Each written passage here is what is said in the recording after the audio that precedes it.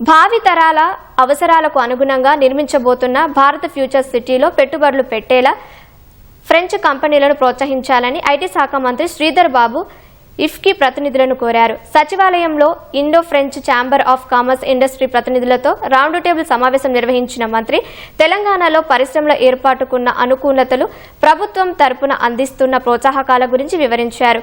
పరిశ్రమలకు అవసరమైన అన్ని రకాల మౌలిక సదుపాయాలు ఇక్కడ అందుబాటులో ఉన్నాయని, ప్రతిభ గల మానవ వనరుల కొరత లేదన్నారు. మరింత వేగంగా, సరళంగా, పారదర్శకంగా అనుమతులిచ్చేందుకు టీజీ ఐపాస్లను ఏఐతో అనుసంధానం చేసేందుకు చర్యలు తీసుకుంటున్నామంటున్నట్లు మంత్రి శ్రీధర్ బాబు తెలిపారు. ఏడాదిన్నరలోనే తెలంగాణకు 3 లక్షల కోట్ల రూపాయల పెట్టుబడులు వచ్చాయని, పారిశ్రామికవేత్తలకు తమ ప్రభుత్వంపై ఉన్న నమ్మకానికి ఇది నిదర్శనమని మంత్రి పేర్కొన్నారు. తెలంగాణ, ఫ్రెంచ్ మధ్య ద్వైపాక్షిక సహకారాన్ని మరింత మెరుగుపరిచేందుకు రాష్ట్ర ప్రభుత్వం సిద్ధంగా ఉందని శ్రీధర్ బాబు వెల్లడించారు.